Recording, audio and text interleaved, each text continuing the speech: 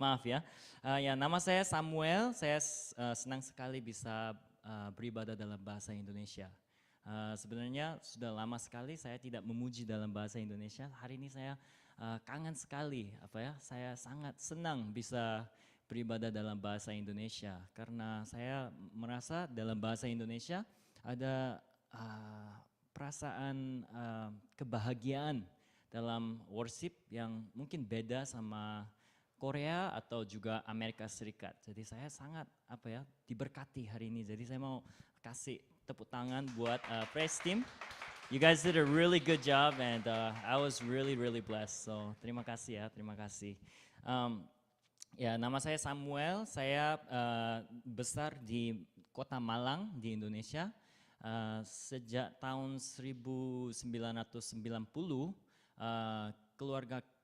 keluarga saya hidup di Malang dan saya datang ke gereja Yoido Full Gospel tahun 2012 dan sesudah itu saya tetap di sana sampai mendapatkan ordinasi tahun 2020 waktu COVID mulai ya. Habis itu saya menjadi gembala buat Yoido English Ministry tahun 2021, tahun yang lalu. Habis itu sekarang juga saya sedang melayani. Saya menikah dengan istri saya namanya Esther. Dua-duanya kita tidak punya nama Korea. Saya Samuel. Ada orang yang tanya, nama kamu, nama Korea itu apa? Kalau itu saya bilang Samuel. Ya, sama dengan istri saya Esudo. Ya. Dan anak saya juga bukan nama Korea, nama Alkitab. Yoel, yang pertama cowok. Yang kedua Lael, yaitu diberi kepada Tuhan ya, artinya jadi Lael juga nama Alkitab, dia cewek dan saya saya masih muda jadi jadi saya tidak bisa kasih tip atau advice terlalu banyak tentang hidup nikah, tapi saya bisa bilang sangat diberkati ya.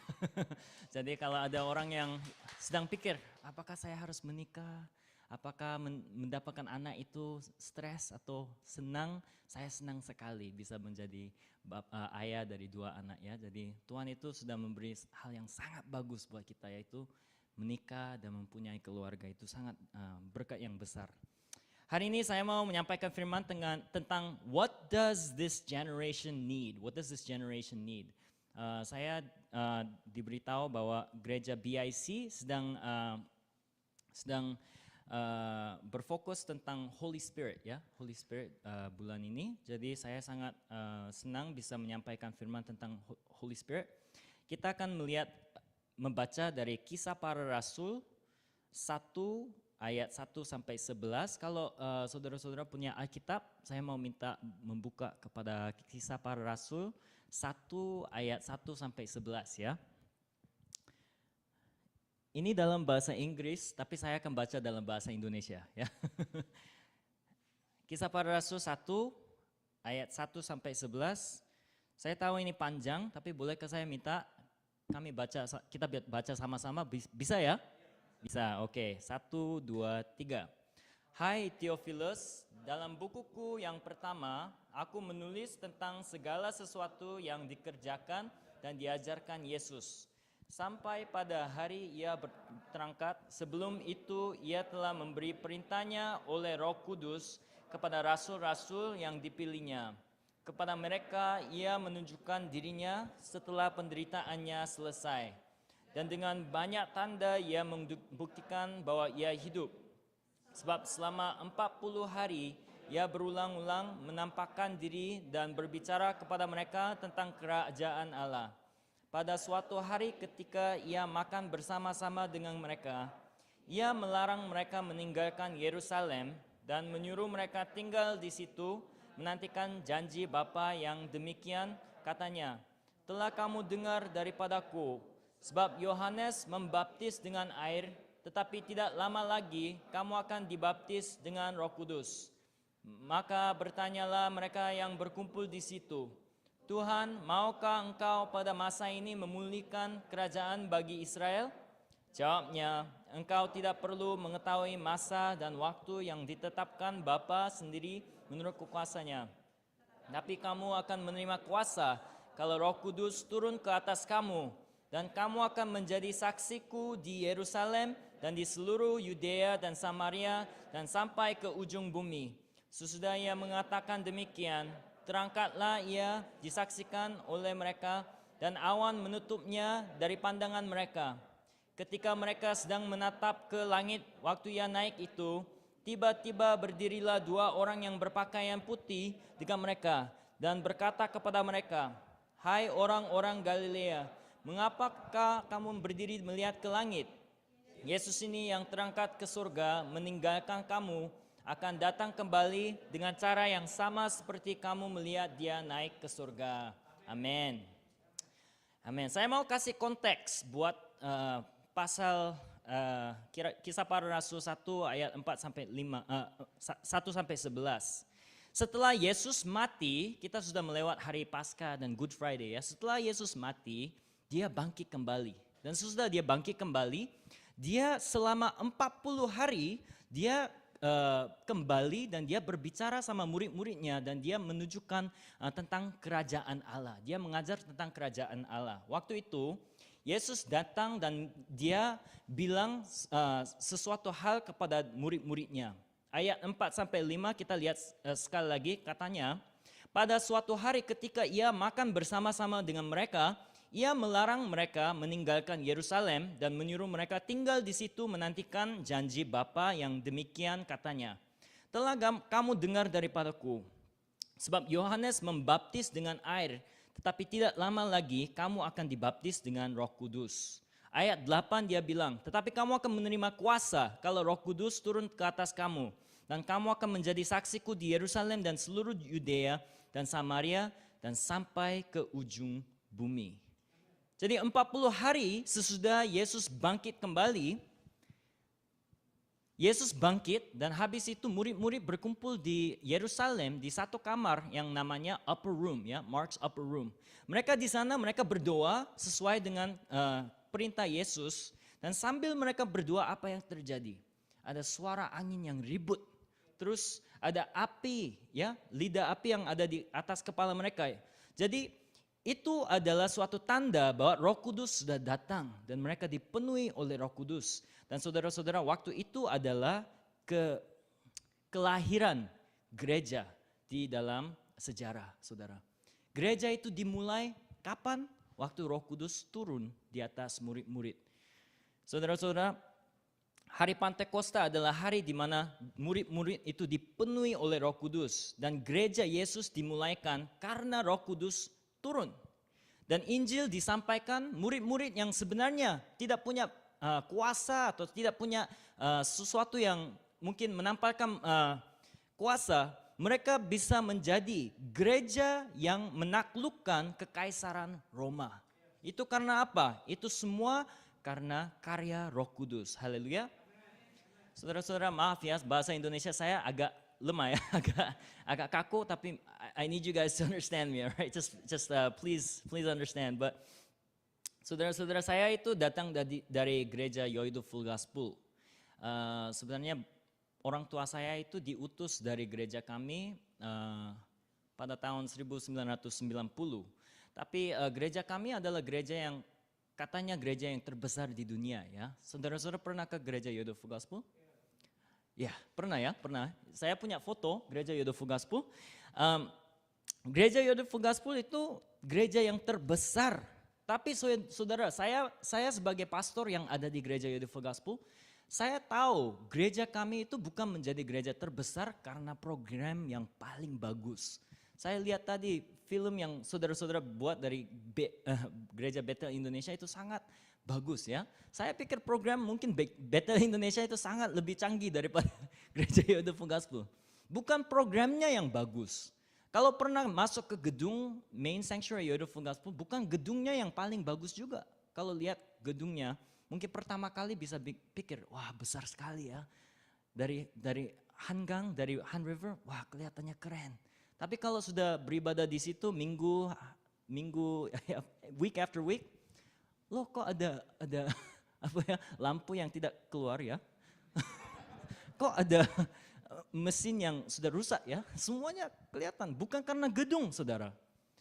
Sebenarnya ada orang-orang yang bilang gereja Yodova Gospel itu terkenal karena sel system, sel group. Tapi kalau pernah masuk sel dalam gereja Yodova Gospel, ada banyak masalahnya. Bukan karena sistem sel group yang sangat canggih, gereja Yodova Gospel bisa menjadi gereja yang terbesar. Ada orang-orang yang bilang, pendeta Yonggi Cho, dia yang waktu dia berkhotbah, dia itu khotbahnya sangat bagus. Tapi saudara tahu, Pastor Yonggi Cho sebenarnya punya aksen yang buat orang Korea itu aksen kampung. Mereka tidak suka mendengar orang kampung. Bukan aksen Seoul, ya. Itu aksen orang kampung. Tapi bagaimana orang kampung bisa membuatkan gereja yang terbesar di dunia? Itu bukan karena satu orang. Bukan karena sistem, bukan karena program, bukan karena uang atau gedung yang besar. Semua itu karena pendeta Yonggi Cho ingin karya Roh Kudus. Dan dia hanya bertaat kepada Roh Kudus, saudara. Itulah suatu secret dalam Yodova Gospel yang saya bisa lihat. Bukan karena apa yang bagus atau canggih, saudara. Dan itu adalah sama dengan gereja pertama.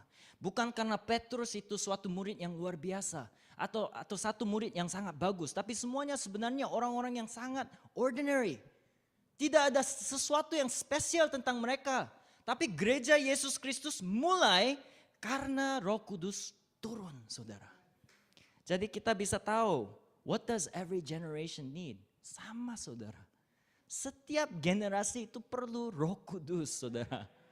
Kalau ada Roh Kudus, kita bisa melihat karya Allah. Haleluya. So why do we need to be filled with the Holy Spirit? Kenapa kita harus dipenuhi oleh Roh Kudus? Pertama, apakah itu kepenuhan Roh Kudus, saudara? Dalam bahasa Inggris ada kata yang namanya indwelling. Dulu Roh Kudus ada di luar, ya, tetapi sesudah hari Pentakosta ada indwelling. Tapi indwelling itu adalah suatu hal yang terjadi sebenarnya waktu seorang percaya kepada Yesus Kristus. Jadi kalau ada orang yang bisa mengaku Yesuslah Tuhan, kalau itu Roh Kudus itu sudah hidup di dalam kita. Di sini ada orang yang tidak percaya Yesus, semua percaya Yesus ya. Jadi kalau saudara percaya Yesus bilang amin ya. Amin. Semuanya percaya Yesus ya. Itu artinya Roh Kudus sudah hidup di dalam saudara. Bagaimana saya tahu? 1 Korintus 12:3 katanya begini. Karena itu aku mau meyakinkan kamu bahwa tidak ada seorang pun yang berkata-kata oleh Roh Allah dapat berkata, terkutuklah Yesus. Dan tidak ada seorang pun yang dapat mengaku Yesus adalah Tuhan selain oleh Roh Kudus. Artinya apa? Kalau kita bisa mengaku Yesus itu Tuhan, artinya Roh Kudus sudah hidup di dalam saudara dan saya. Amin.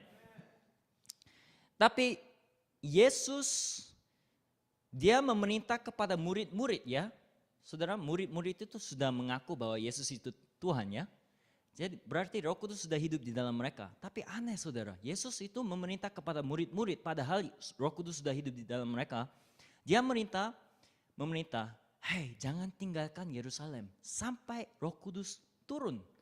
Apa artinya saudara? Mereka sudah mengaku bahwa Yesus itu Tuhan, artinya Roh Kudus sudah hidup di dalam mereka. Tapi dia kasih perintah ini. Kisah Para Rasul 1 ayat 4. Pada suatu hari ketika ia makan bersama-sama dengan mereka, ia melarang mereka meninggalkan Yerusalem dan menyuruh mereka tinggal di situ menantikan janji Bapa yang demikian katanya. Telah kamu dengar daripadaku ayat 5, sebab Yohanes membaptis dengan air tetapi tidak lama lagi kamu akan dibaptis dengan Roh Kudus. This is the second experience. Ada suatu hal yang Yesus sedang bilang mereka perlu. Itu bukan hanya Roh Kudus tinggal di dalam mereka, hidup di dalam mereka, tapi juga mereka perlu baptisan Roh Kudus. Saudara, apa itu baptisan Roh Kudus ya? Saudara, anak saya yang kedua, cewek, dia sekarang usianya 1. Bulan September dia akan menjadi usia 2 ya, 2 tahun. Saya tidak pernah ajarkan kepada anak saya, Lael, tapi waktu dia makan, dia selalu suka makan sop seperti gini ya. Ya. Saya pikir ini anak kecil kok dia sudah tahu ini ya. Kita biasanya lihat seperti ini dalam advertisement buat mie Korea ya. Ya biasanya. Tapi dia waktu makan sop ya, dia pakai sendok, habis itu dia lempar. Saya tidak perlu sendok ya. Dia angkat, habis itu dia masuk semuanya. Kenapa? Karena dia tidak puas dengan sendok itu cuma sedikit. Ya, saya tidak puas. Saya perlu ya minum dari mangkuknya ya. She wants the full experience. I don't want just a spoonful. I need the whole thing. Jadi itu sama dengan baptisan Roh Kudus. Itu adalah sebuah kepenuhan Roh Kudus.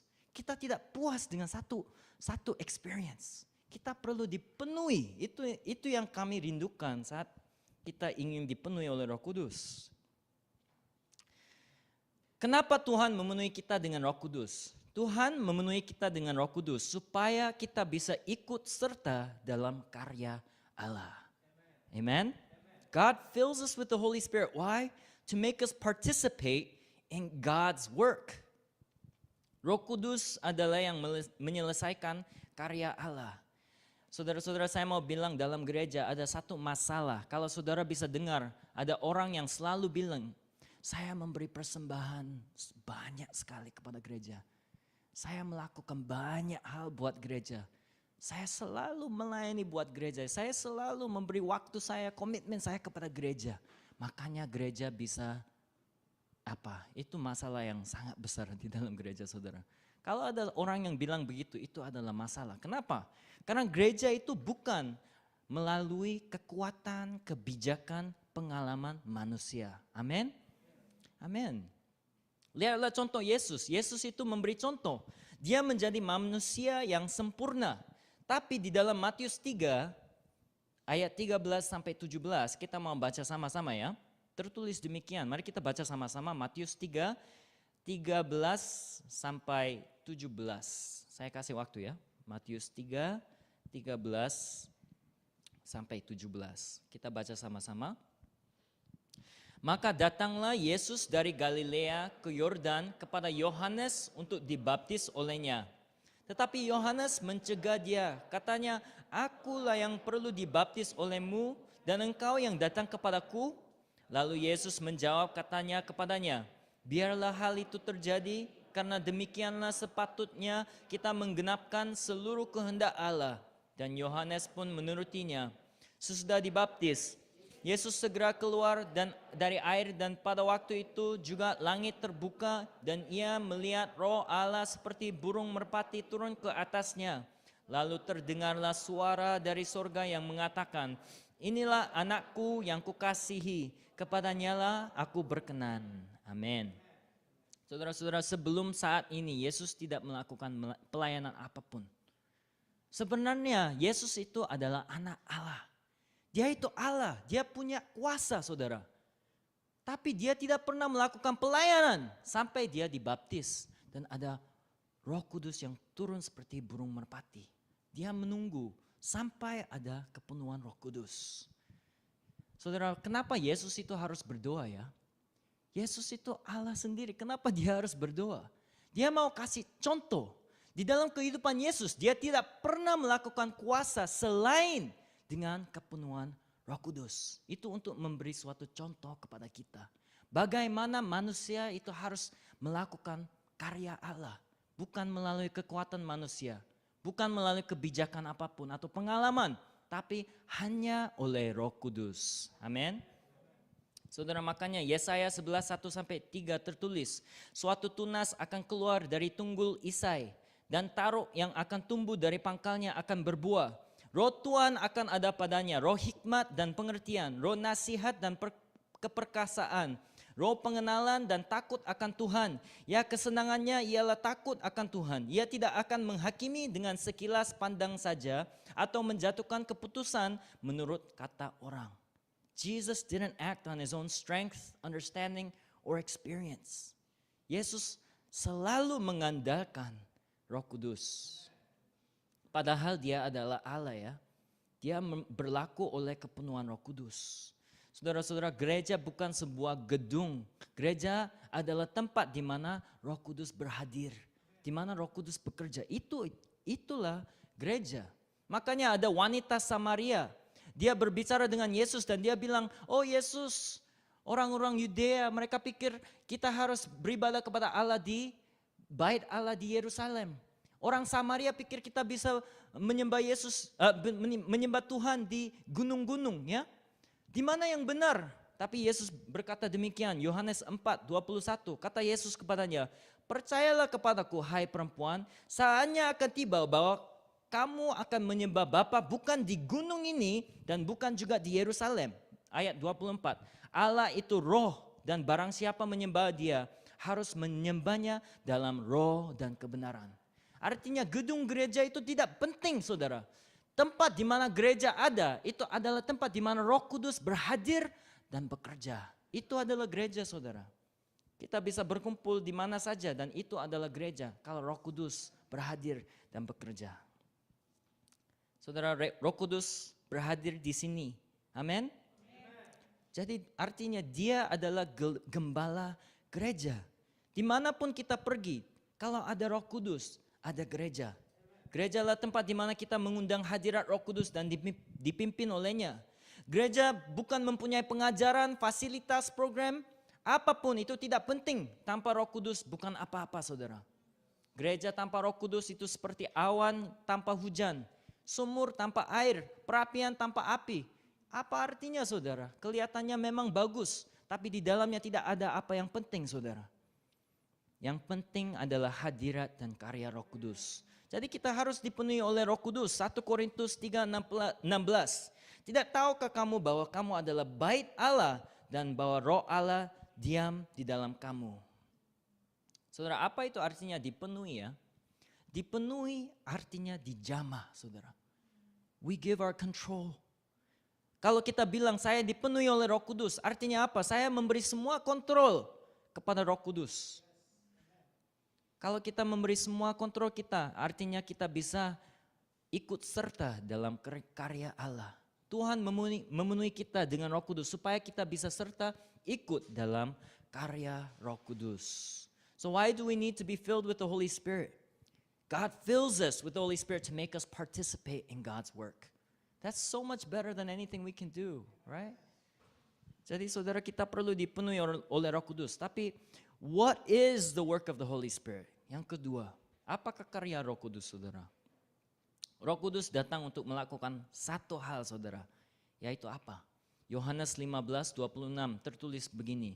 Jikalau penghibur yang akan kuutus dari Bapa datang, yaitu Roh kebenaran yang keluar dari Bapa, ia akan bersaksi tentang aku.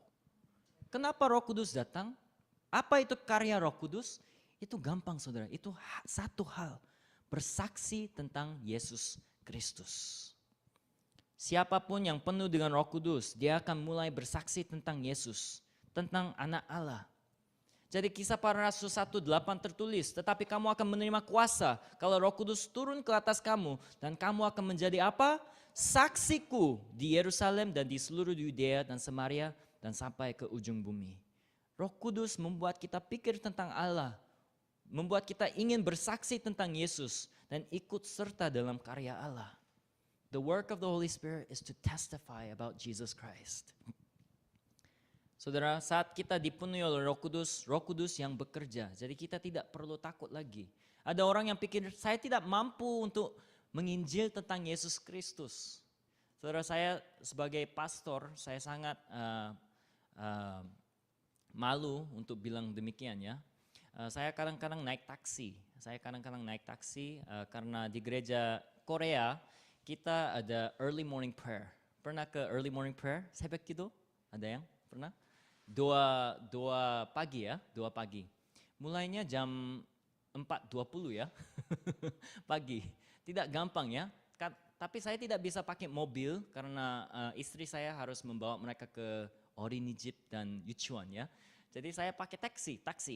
Sebagai pastor, ya, naik taksi itu adalah sebuah kesempatan untuk menginjil, ya. Tapi saya jujur, kalau saya naik taksi, saya tidak mau menginjil. Sebenarnya saya suka kalau sopir tidak bicara sama saya ya. Itu jujur ya. Jujur saya naik taksi, saya sudah capek, saya mau tidur, saya mau lihat HP saya. Tapi kadang-kadang ada sopir yang mulai bicara sama saya. Pagi-pagi ini kemana Bapak? Kalau gitu saya harus bilang saya ke gereja. Oh pakai jas, apa kerja di gereja?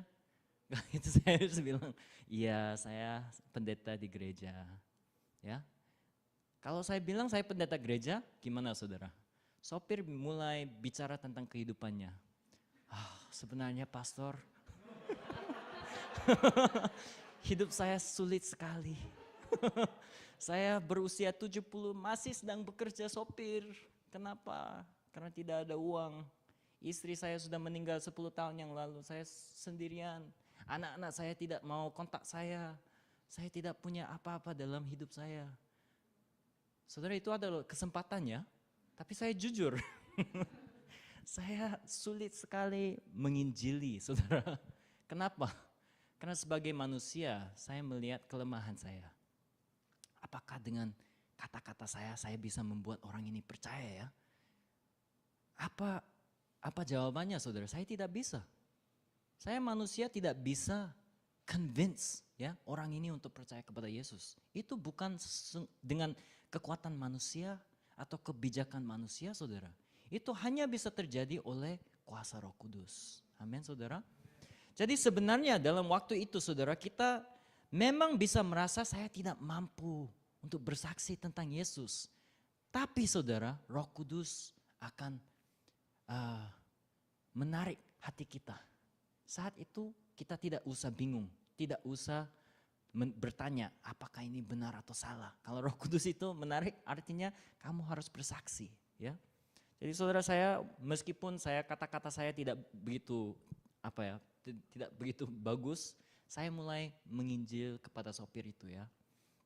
Saudara-saudara, itu adalah bagaimana kita bisa ikut beserta dalam karya Roh Kudus. Memang saudara, memang sebagai manusia kita merasa lemah. Dalam waktu di mana Roh Kudus ingin kita bekerja, kita merasa lemah. Itu wajib saudara. Roma 8, 9 sampai 11 tertulis.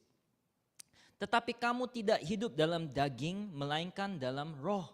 Jika memang roh Allah diam di dalam kamu, tetapi jika orang tidak memiliki Roh Kudus, ia bukan milik Kristus. Tetapi jika Kristus ada di dalam kamu, maka tubuh memang mati karena dosa, tetapi roh adalah kehidupan oleh karena kebenaran. Dan jika roh Dia yang telah membangkitkan Yesus dari antara orang mati diam di dalam kamu, maka Ia yang telah membangkitkan Kristus Yesus dari antara orang mati akan menghidupkan juga tubuhmu yang fana itu oleh rohnya yang diam di dalam kamu. Artinya apa saudara? Kita bisa dikuatkan dengan kuasa yang membangkitkan Yesus dari maut. Kuasa itu yang bekerja di dalam saudara dan saya. Makanya kita tidak usah takut. Kita bisa berani. Karena memang bukan dengan kebijakan saya. Tapi oleh kuasa yang membangkitkan Yesus yang bekerja di dalam saudara dan saya. Saudara-saudara, Roh Kudus itu memberi kita karunia. Karunia itu yang memberi kita kuasa untuk bisa mengikut serta dalam karya Allah. Saudara, sebenarnya di dalam 1 Korintus 12, 7-11 ini agak panjang, tapi ini tentang karya Allah ya. Tetapi kepada tiap-tiap orang dikaruniakan penyataan roh untuk kepentingan bersama. Sebab kepada yang seorang roh memberikan karunia untuk berkata-kata dengan hikmat. Dan kepada yang lain roh yang sama memberikan karunia berkata-kata dengan pengetahuan. Kepada yang seorang roh yang sama memberikan iman. Dan kepada yang lain ia memberikan karunia untuk menyembuhkan. Kepada yang seorang roh memberikan kuasa untuk mengadakan mujizat. Dan kepada yang lain ia memberikan karunia untuk bernubuat. Dan kepada yang lain lagi ia memberikan karunia untuk membedakan bermacam-macam roh. Kepada yang seorang yang memberikan karunia untuk berkata-kata dengan bahasa roh. Dan kepada yang lain yang memberikan karunia untuk menafsirkan bahasa roh. Tetapi semuanya ini dikerjakan oleh roh yang satu dan yang sama yang memberikan karunia kepada tiap-tiap orang secara khusus. seperti yang dikehendakinya. Artinya apa saudara? Kita hanya harus bertaat. Kalau Roh itu memberi karunia, kita harus bertaat saudara. Saudara, saya sudah bilang bahwa saya adalah pastor yang muda ya. Saya muda saudara, saya berumur 32 tahun. Tapi di gereja saya, di gereja Yoido English Ministry, ada banyak orang-orang yang berusia mungkin 60 tahun ya. Mereka itu kayak bapak buat saya ya. Kayak bapak. Posisi mereka juga tinggi sekali saudara. Ada juga ambassador dalam pelayanan itu. Ada juga orang-orang yang sangat pintar. PhD ada banyak saudara. Saya kadang-kadang kalau naik mimbar untuk berkhotbah, saya pikir, apakah saya mampu untuk berkhotbah kepada orang-orang seperti ini? Jujur saya bisa merasa demikian saudara. Ya, kalau ada ambassador ya, ambassador saudara. Apa itu dalam bahasa Indonesia? Ambassador sama ya. Ya, saya bisa merasa sangat malu ya. Saya padahal usianya kayak anak mereka. Naik ke mimbar berkhotbah kepada mereka. Saya bisa merasa saya sangat lemah saudara. Tapi kita tidak usah takut, karena apa? Karunia yang diberi kepada saya itu untuk berkhotbah saudara. Tidak usah sombong, tidak usah takut. Saudara mungkin diberi karunia yang lain saudara. Itu tidak usah merasa sombong saudara. Kalau Tuhan sudah memberi kesempatan dan karunia, yang kita harus lakukan itu memakai itu untuk memberkati tubuh Kristus. Saudara, amin. Jadi saudara, 1 Tesalonika 5, 19 sampai 22 tertulis apa? Janganlah padamkan roh. Kalau Tuhan sendiri sudah memberi karunia, jangan padamkan roh. Pakailah karunia yang sudah diberi Tuhan, saudara. Tertulis dalam ayat 20, dan janganlah anggap rendah nubuat-nubuat. Ujilah segala sesuatu dan peganglah yang baik. Jauhkanlah dirimu dari segala jenis kejahteraan. Semua karya diberi buat apa? Supaya kita bisa bersaksi tentang Yesus Kristus. Mungkin saudara tidak punya karya untuk berkhotbah, tidak apa-apa. Tuhan memberi karya yang lain saudara. Kenapa? Itu supaya saudara bisa pakai untuk bersaksi tentang Yesus Kristus. Ada orang yang hatinya tergerak waktu saudara itu bisa menyembah, ya, melayani saudara ya. Serve, right? In love. Serve, it doesn't feel like a gift. Bukan terasa mungkin tidak seperti suatu karya. Tapi saudara, love, serving itu juga suatu karya Roh Kudus saudara. Karena apa? Untuk bersaksi tentang Yesus Kristus. Saat gereja dipenuhi Roh Kudus, ada karya Allah yang terjadi. Jadi kita harus memakai semua karya yang Tuhan memberi kepada kita. Saudara, kita di Yoido Gospel Church punya koneksi dengan gereja di Cina. Dan gereja di Cina itu gereja yang tersembunyi ya, underground church ya. Jadi kita punya koneksi dengan underground church, tapi juga kita punya koneksi dengan pemerintah Cina. Mereka juga kontak kepada kita. Kenapa? Mereka takut gereja underground. Jadi mereka kontak kepada kita. Hey, what can we do about the church? Saudara, pemerintah Cina itu sangat kuat ya. Mereka kalau melakukan quarantine itu saya dengar 1 bulan. Wah, bagaimana saudara? Pemerintah bagaimana bisa membuat rakyatnya 1 bulan quarantine? Saya tidak bisa percaya saudara. Korea juga memang Korea Selatan juga sangat obedient ya kepada pemerintah. Tapi Cina itu levelnya beda ya. Mereka itu bisa membuat rakyatnya 1 bulan quarantine. Saya tidak percaya. Waktu mereka quarantine itu satu kota, seluruh kota itu di quarantine. Mereka tidak bisa keluar. Katanya ada supermarket yang datang ke setiap apartemen. Mereka bilang, yang pesan ini dari kamar apa, kalau gitu mereka datang 1 orang ambil barangnya, habis itu kembali ya. Jadi mereka itu sangat kuat, tapi mereka takut akan gereja, saudara. Kenapa? Karena mereka tahu gereja itu bukan bukan cuma jumlah orang, bukan cuma orang-orang yang kuat, tapi ini adalah gereja ya yang it surpasses, right? Just a human gathering. There's something about this organization. They go to prison and they're not scared, right? Mereka takut akan gereja karena apa? Gereja Cina itu mereka the training that the pastors in the Chinese churches go through itu sangat simple, saudara. Bukan pakai buku-buku apa-apa, mereka cuma pakai Alkitab, saudara. Tapi saudara, kalau melihat pastor-pastor di gereja Cina, mereka kelihatannya seperti wanita berusia, old women that look so ordinary.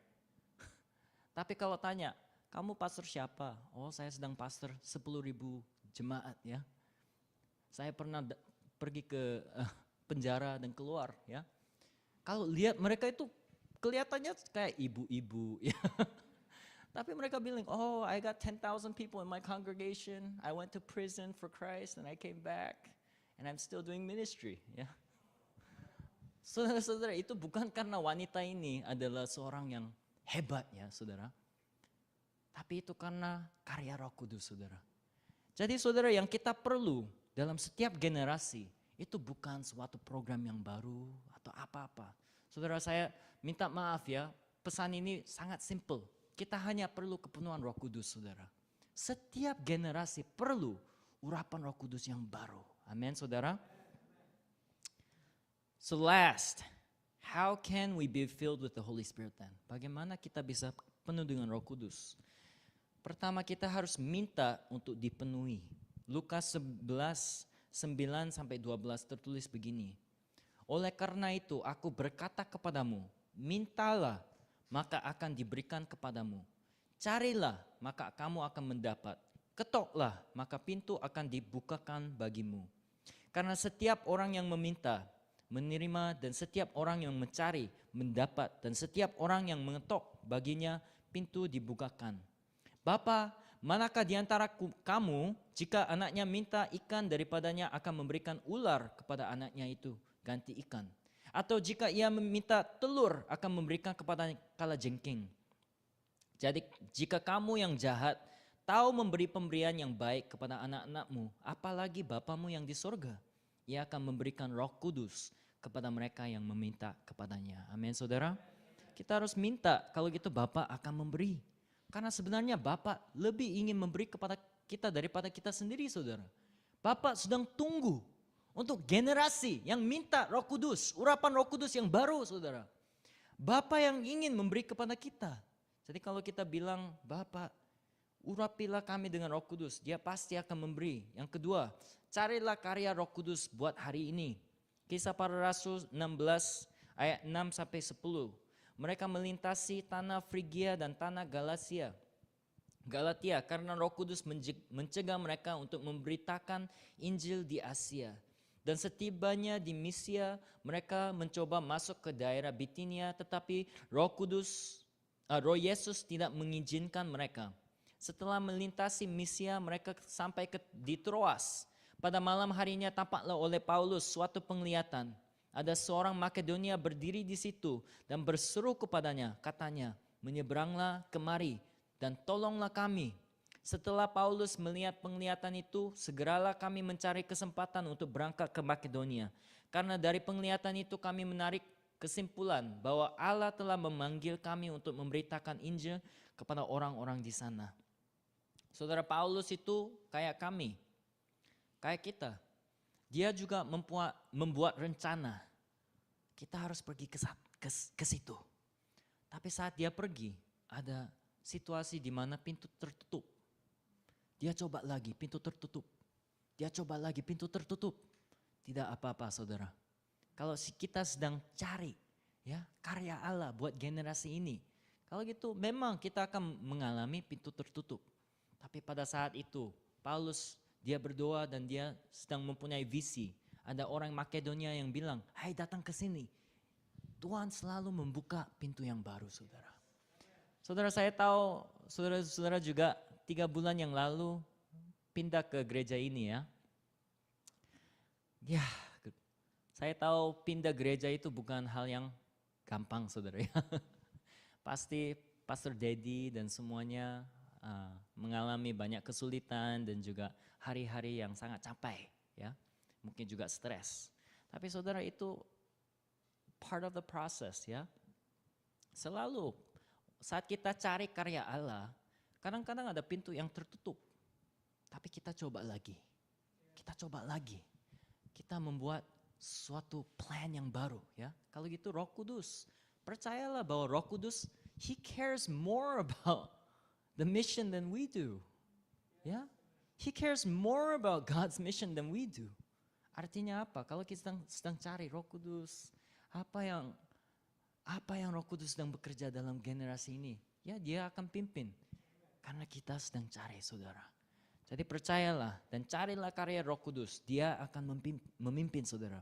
Tapi yang ketiga, bertaatlah pada pimpinan Roh Kudus. Roh Kudus akan menarik hati saudara. Kalau gitu jangan ragu-ragu. Jangan bingung.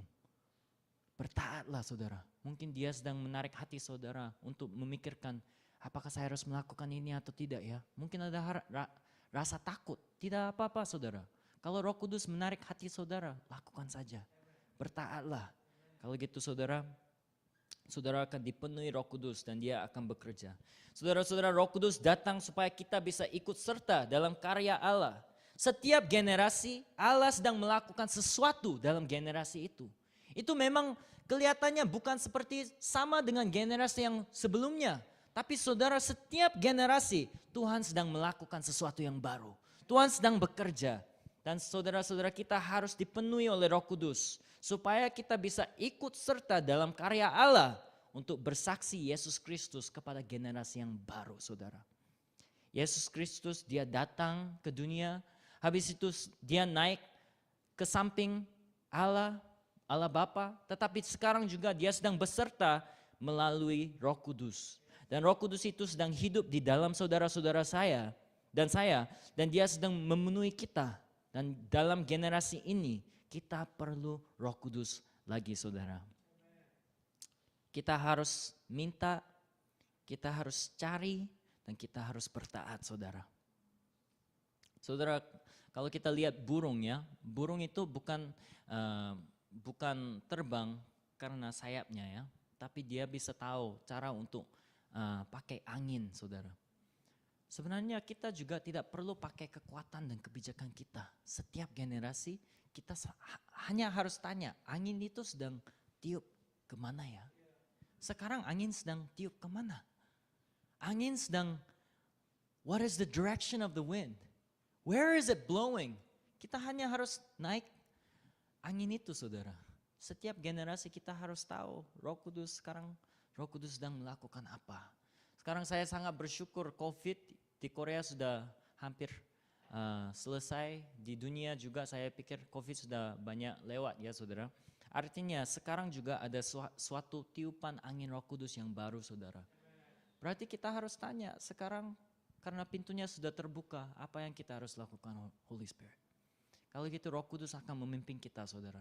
Saya percaya BIC ya, Tuhan sangat memberkati BIC. Saya lihat saudara, ya kongregasi ini ya, saudara-saudara sangat diberkati. Amin. Pastor Dedi juga saya percaya dia diurapi oleh Roh Kudus. Jadi artinya saudara hanya harus ikut serta dengan karya Allah. Apa yang Dia sedang melakukan dalam generasi ini saudara, kita bertaat, kita ikuti. Amin saudara. Amin, mari kita berdoa.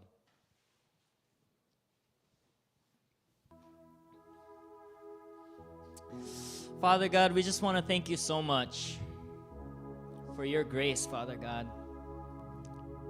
Father, we know that through the work of Jesus on the cross, you bought for us salvation. You justified us.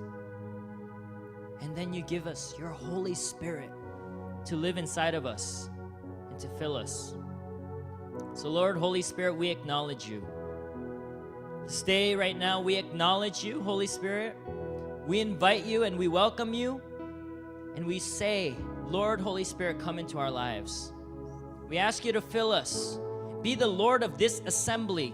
Be the Lord of BIC. May every person here participate in the work that you're doing right now. May they all be used as members of the body to participate in the work you are doing now in Seoul, South Korea.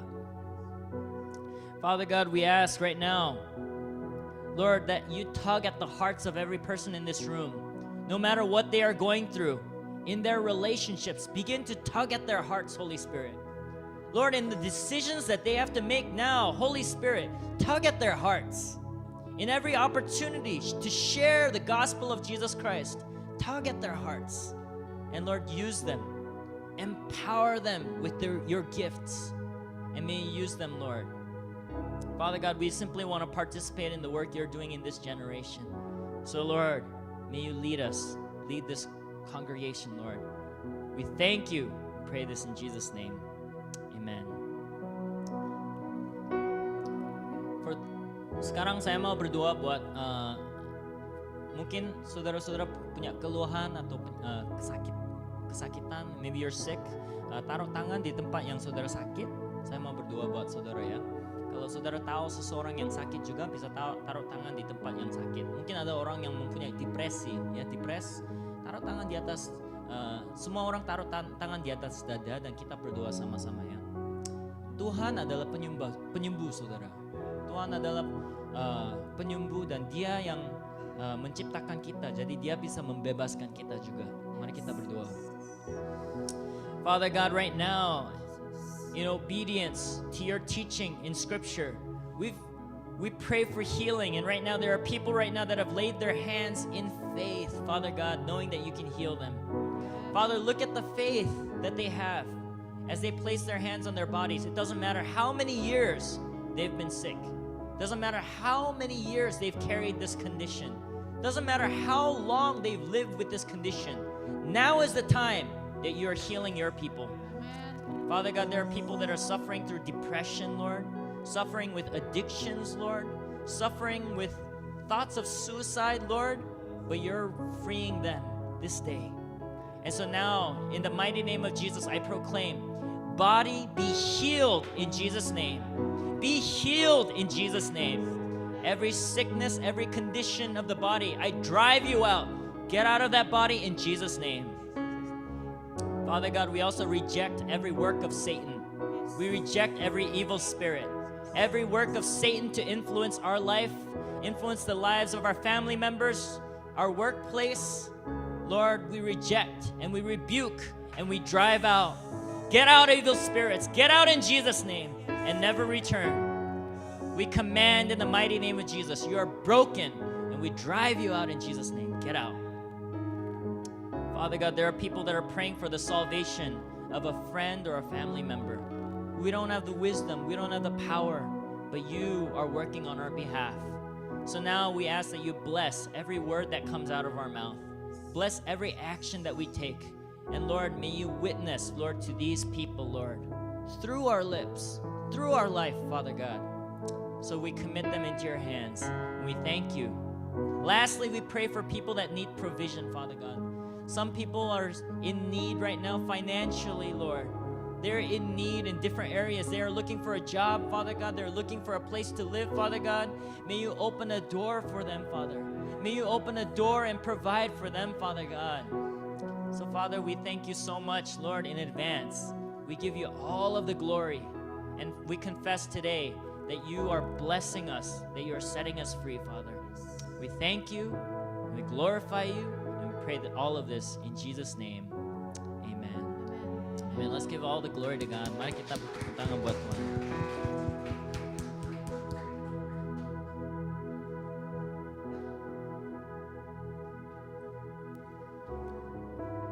Thank you Pastor Samuel. Terima kasih buat pelayanan hari ini. Mari kita bangkit berdiri, kita sama-sama sembah Tuhan sekali lagi. I'm reaching for your heart.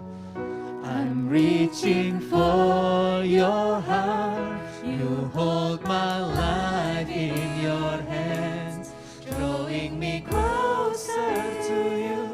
I feel your power in you. Nothing compares to this place where I can see you face to face. I worship you in spirit and in truth.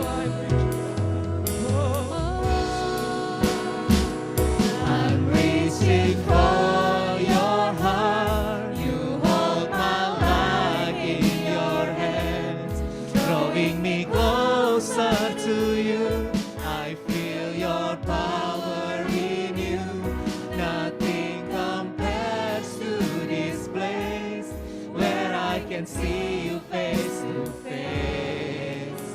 I worship you in spirit and in truth.